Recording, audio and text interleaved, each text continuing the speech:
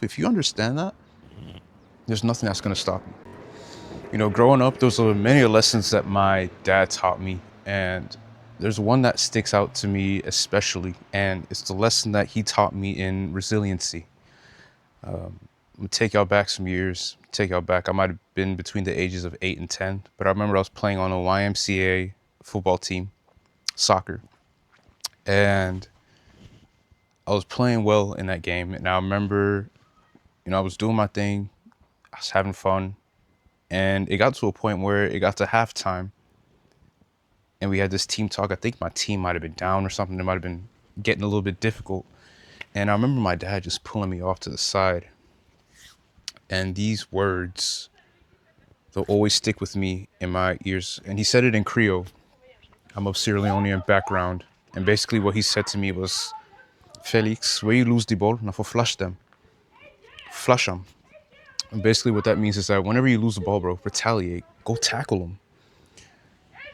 And got a bit distracted there. But anyway, basically what that did for me was that going into the second half, it gave me this new mindset, this warrior spirit.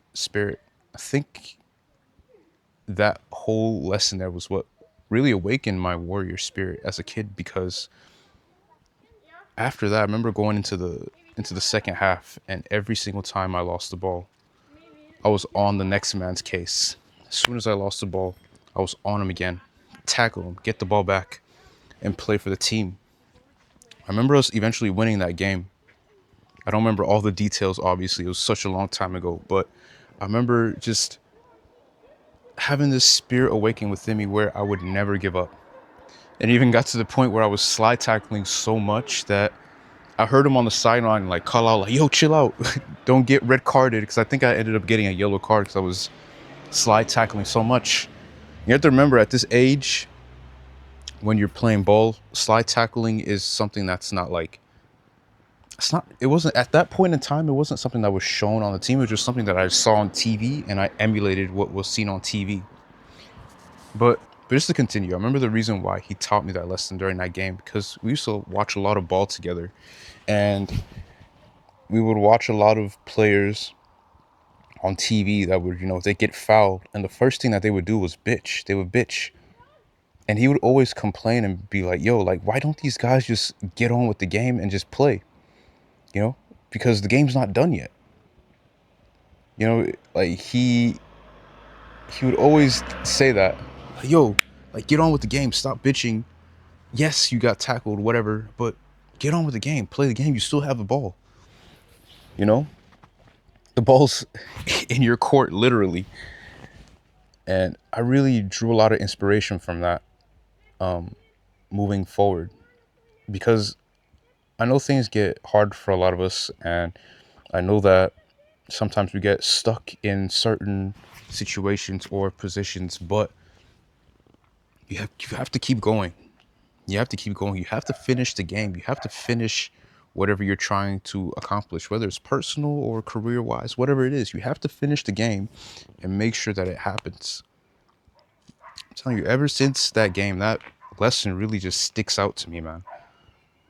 It really sticks out to me because what he showed me there was just that never give up attitude. And it's something that he has too. He does not give up on things until the job is done.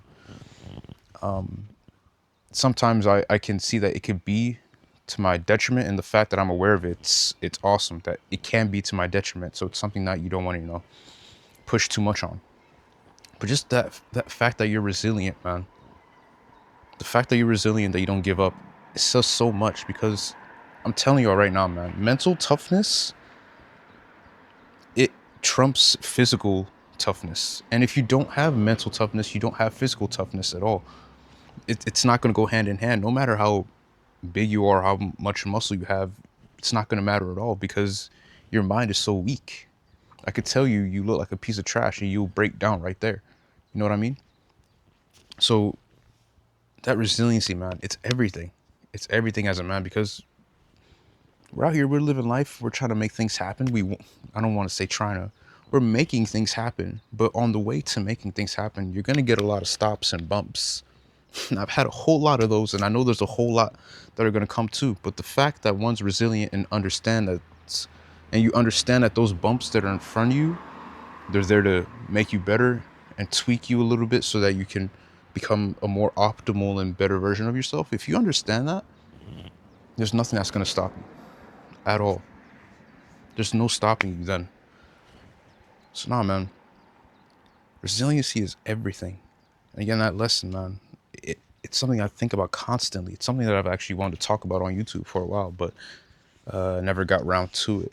But again, man, that guy's taught me a lot of things. The way that he guided me as a kid, it was really cool because he saw in me that I was very, I don't want to say smart, but like I could figure things out on my own. But he would always drop these little hints of things that would be subliminal, like him telling me to tackle them.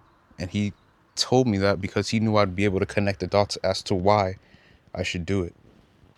So he would never give me the answer straight up whenever he would try to teach me a lesson. He would just tell me, he would just drop some one liner, and then I'd think about it, and then I'd see the after effect of that one liner that he told me.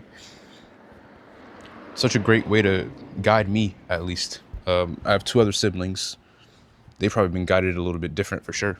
We're all different, you know, but a little bit off subject there. But again, man, resiliency is everything. When you want to accomplish things in life, when you're evolving, whatever it is, you have to have it on lock. You have to have it in the box.